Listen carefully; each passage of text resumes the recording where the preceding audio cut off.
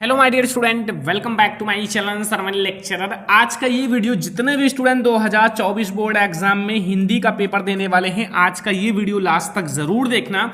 इस वीडियो में हम लोग जो आपका क्लास 10 हिंदी है 2024 बोर्ड एग्जाम में आप पेपर देने वाले हो, तो ये आपका एक वायरल पेपर है। ठीक है, ऐसे ही आप लोगों का हिंदी का पेपर आएगा 2024 बोर्ड एग्जाम में। ठीक है, आज मैं आप लोगों के लिए एक हिंदी का वायरल पेपर लाया हूँ। ठीक है, जिसमें आपके सारे क्वेश्चन हैं जो बोर्ड एग्जाम 2024 में आपके क्वेश्चंस आने वाले हैं। ठीक है, अगर आप इस वीडियो को देख रहे हो तो पेपर देने से पहले आप ये वीडियो जरूर देख लेना, और मैं आप लोगों को इस पेपर में पूरा सॉल्यूशन भी समझाऊंगा, पूरा सॉल्यूशन के साथ समझाऊंगा, ताकि आप लोगों को हिंदी में 95% लाने से कोई नहीं रोक सकता। ठीक है, और बहुत सारे बच्चे कहते हैं सर हम बोर्ड एग्जाम में कॉपी कैसे लिखें, तो आपको चिंता करने की कोई बात नहीं है।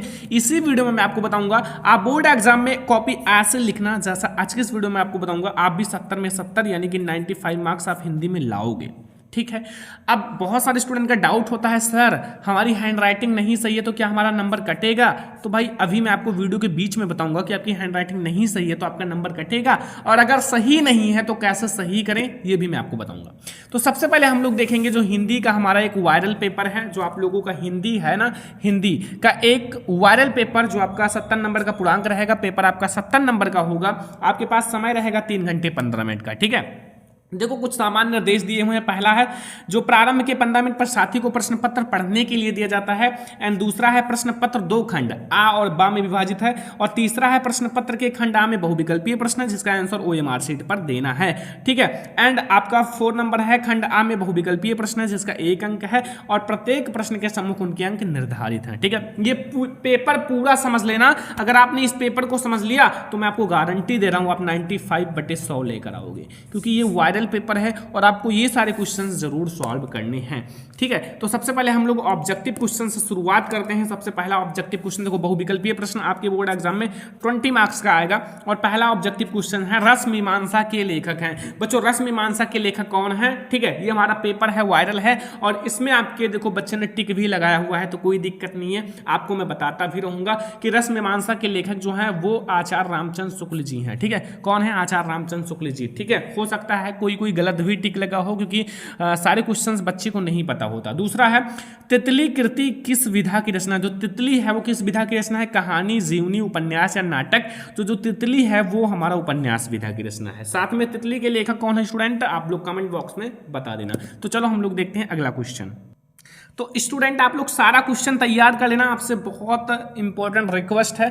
तीसरा क्वेश्चन है डॉक्टर राजेंद्र प्रसाद जो हैं वो लेखक हैं गांधी की देन, हिंदी साहित्य का इतिहास के, इंद्रजाल के, हिंदी साहित्य विमर्श के। तो ये हैं गांधी की देन के जो लेखक हैं वो हमारे कौन है स्टूडेंट? डॉक्टर राजेंद्र प्रसाद जी।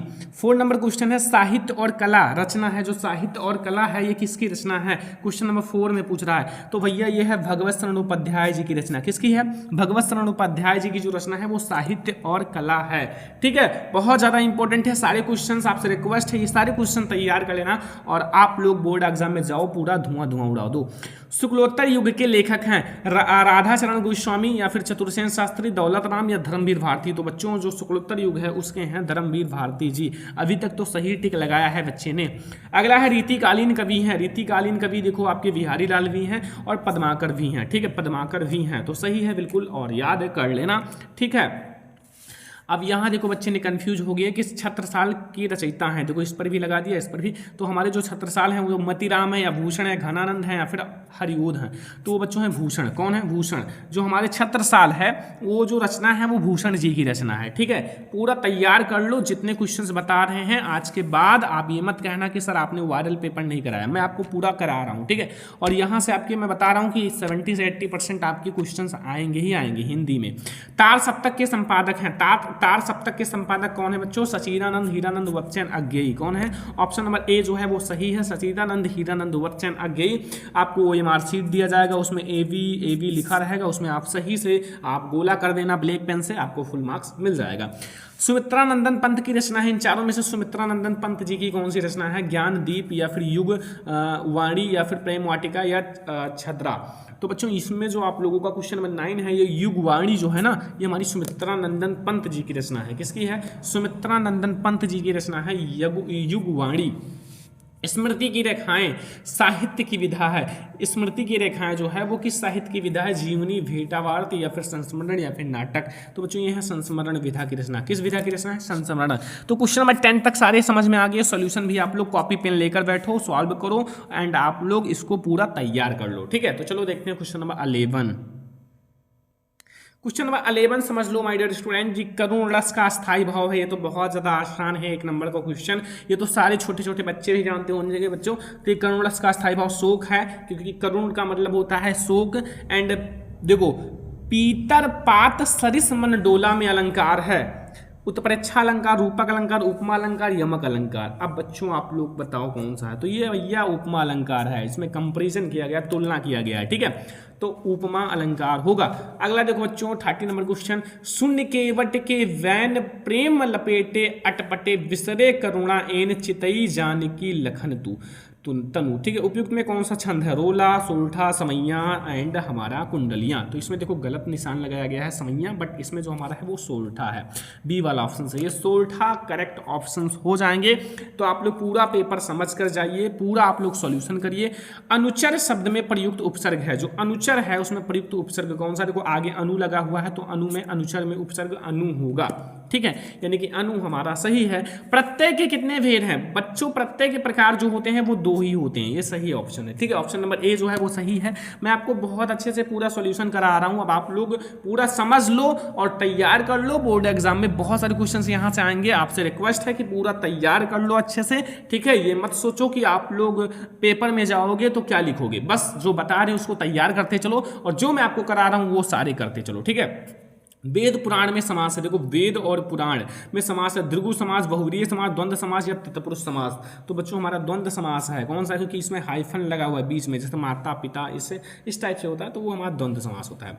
प्रमोद शब्द का तत्सम रूप है। प्रमोद का मतलब होता है प्रामोद। ठीक है, हमारा सी वाला ऑप्शन सही है। तो सारा समझ में आ रहा है ना? कोई दिक्कत, कोई कंफ्यूजन नहीं होगा, क्योंकि हम आप लोगों को सारे का सॉल्यूशन बता रहे हैं। सारा ऑप्शन जो सही है उस पर टिक भी लगवा रहे हैं, तो अब आपको कोई प्रॉब्लम नहीं होना चाहिए। ठीक है, तो अगला क्वेश्चन देखते हैं। अगला क्वेश्चन है इत्यादि में संधि है। इत्यादि में कौन सा संधि है? तो बच्चों इत्यादि में हमारा कौन सा संधि है? यण संधि, गुण संधि, वृद्धि संधि या जतेश संधि। तो वो हमारा यण संधि होगा। कौन सा संधि है? यण संधि है, याद रखना। ठीक है, फलेन शब्द का वचन एवं विभक्ति है। जो फलेन है, फलेन शब्द का वचन एवं विभक्ति कौन सा है? द्विवचन चतुर्थी विभक्ति, एक वचन पंचमी विभक्ति, बहुवचन षष्ठी विभक्ति या एक वचन हमारा तृतीय विभक्ति। तो बच्चों 19 नंबर क्वेश्चन में क्या पूछ रहा है? जो फलेन है, फलेन में हमारा, तो फलेन में हमारा एक वचन तृतीय विभक्ति है। एक वचन तृतीय विभक्ति। ठीक है, तृतीय विभक्ति एक वचन सही। आपठत धातु का वचन एवं रूप है। तो बच्चों द्विवचन उत्तम पुरुष, यह हमारा एक वचन प्रथम पुरुष, बहुवचन मध्यम पुरुष या एक वचन उत्तम पुरुष। एक वचन उत्तम पुरुष करेक्ट है। ठीक है, तो सबसे पहले स्टूडेंट आपके बोर्ड एग्जाम में 20 मार्क्स के ऑब्जेक्टिव्स आएंगे। ठीक है, क्लास 10th में, और ये 20 मार्क्स के ऑब्जेक्टिव सबसे पहले आप तैयार कर लो जो मैंने बताया है। फिर हम लोग देखते हैं खंड बा, जो हमें वर्णात्मक प्रश्न है, यानी कि जो हमें बोर्ड एग्जाम की कॉपी दी जाएगी और उसमें लिखना पड़ेगा। ठीक है, तो आप लोग लिखना बोर्ड एग्जाम की कॉपी में। ठीक है, यहाँ आपको बोर्ड एग्जाम की कॉपी अच्छे से दी जाएगी, वहाँ आप लोग सबसे पहले प्रश्नोत्तर संख्या।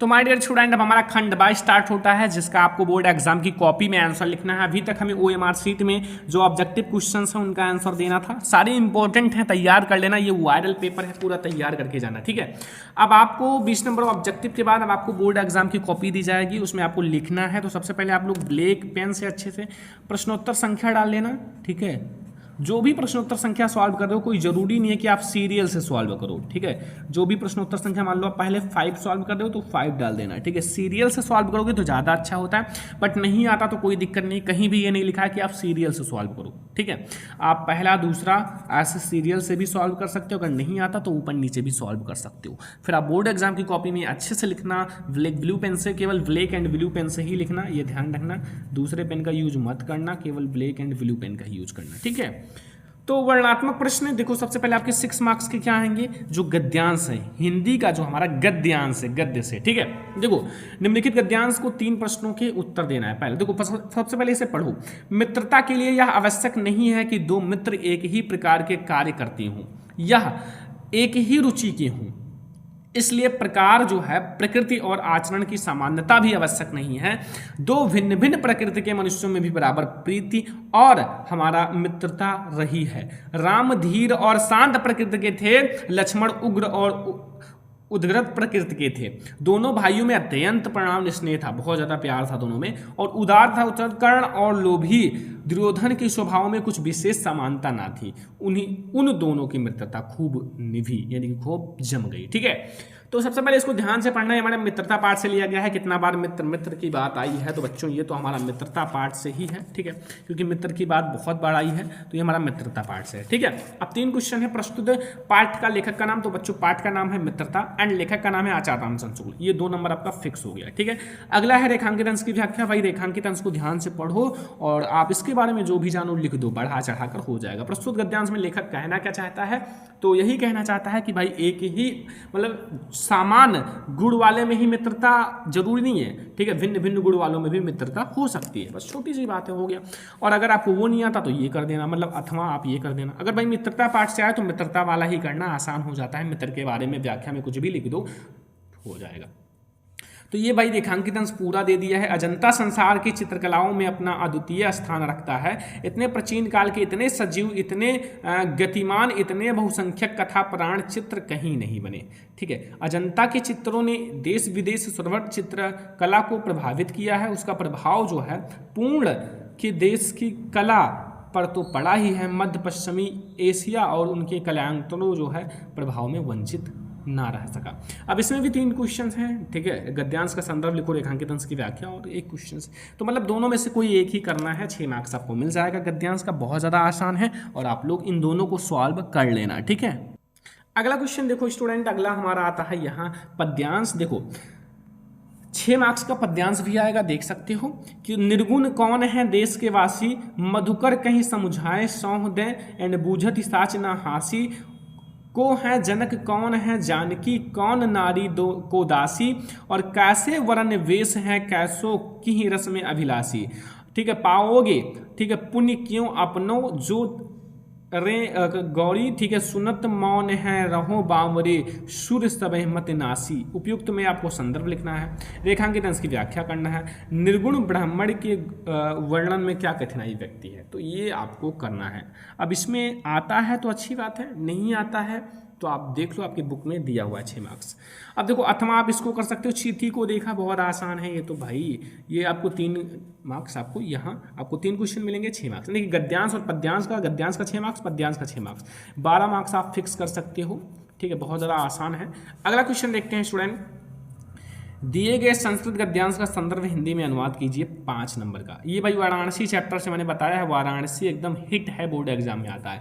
वाराणसी सुविख्याता प्राचीना नगरी एवं विमल सलन गंगा कूले स्थिता अस्या घटना नाम बोला है कृति पंक्ते धवलयम चंद्रकाय बहुराजते आग्रता पर्यातका सूर्यभ्यम देश्या नित्य अत्य अत्र आयंती अस्या घटना नाम शुभम विलोकम इमा बहु प्रसन्नते। बहुत आसान है, कुछ नहीं है इसमें। ठीक है, तो ये हमारा 5 मार्क्स का हिंदी गद्यांश आएगा जो संस्कृत का है, और अभी हमारा पद्यांश भी आएगा।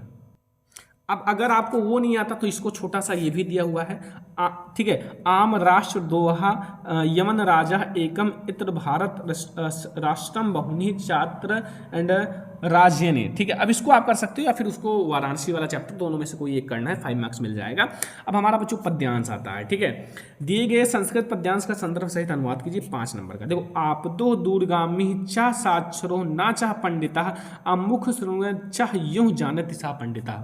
ठीक है, ये जब खेल हो रहा था ना, मतलब कोई विदेशी व्यक्ति जब एक गांव वाले व्यक्ति का मजाक उड़ा रहा था तो उसने एक बुझौड़ी जिसे कहते हैं क्या कहते हैं, मतलब एक क्वेश्चन पूछा था, बस वही उसी का।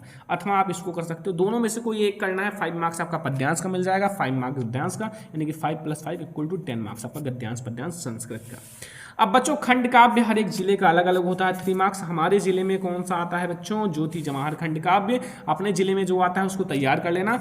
ठीक है, जो आता है वो कमेंट कर देना, आप लोग किस जिले से हो कमेंट कर देना। हम भाई गोंडा जिले से हैं, गोंडा जिले से, तो गोंडा में भैया आता है ज्योति जवाहर खंड काव्य। ठीक है, तो अब हम लोग देखते हैं खंड काव्य, 3 नंबर आपका फिक्स हो जाएगा। नहीं पता है आप अपने स्कूल टीचर से पूछ लो, वो आपको बता देंगे, हिंदी वाले टीचर से। ठीक है, वो आपको बता देंगे भैया कौन सा खंड काव्य आता है, आप उसको तैयार कर लेना।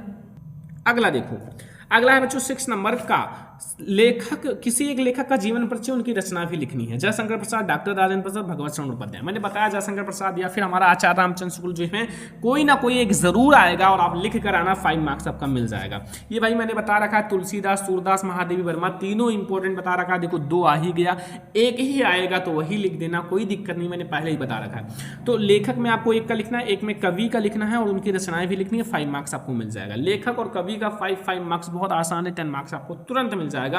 अपनी पाठ्य पुस्तक में से किया हुआ कोई एक श्लोक लिखिए, बहुत आसान है, एक 2 श्लोक तैयार कर लेना। अगर एक बोर्ड एग्जाम में आता है तो दूसरा लिख देना, ठीक है। नहीं आता है तो आप तैयार कर लो अभी, जस्ट जो चीजें एकदम फिक्स है ना, जैसे ये फिक्स है तो इसको आप तैयार कर लो। जीवन परिचय फिक्स है, अभी तुरंत तैयार करो, क्यों टेंशन कर रहे हो, उसको तुरंत तैयार कर लो, ठीक है।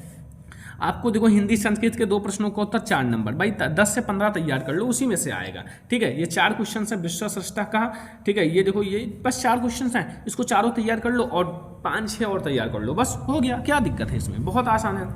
निम्नलिखित विषयों पर निबंध लिखिए, 9 मार्क्स, भाई 9 मार्क्स का निबंध हो गया है, 9 मार्क्स 2% लगभग, ठीक है, थोड़े से कम है। देखो स्वच्छ भारत अभियान, विज्ञान वरदान या अभिशाप, प्रदूषण की समस्या तथा समाधान, जनसंख्या वृद्धि, देखो इन तीनों को मैंने बता रखा है, इंपॉर्टेंट है, अब की बार भी बताया, ठीक है। विद्यार्थी जीवन में खेल का महत्व। तो ये हमारा पूरा 70 नंबर का पेपर है बच्चों, 70 नंबर का पेपर, और आपसे रिक्वेस्ट है ये पूरा तैयार कर लो, ठीक है। सॉल्यूशन भी मैंने बहुत सारा बता ही दिया है, अब थोड़े से और आप लोग तैयार कर लोगे तो आप लोगों का पूरा सॉल्यूशन हो जाएगा। तो ये है हमारा बच्चों हिंदी का एक वायरल पेपर। अगर आपने ये पेपर तैयार कर लिया ना तो हिंदी में आप लोग 70 में 95% यानी कि 100 में 95% आप जरूर लाओगे। तो इस वीडियो को एक लाइक कर देना, शेयर कर देना, चैनल पर नहीं तो सब्सक्राइब भी कर लेना। चलो हम लोग मिलते हैं नेक्स्ट इंपॉर्टेंट वीडियो में, तब तक के लिए धन्यवाद।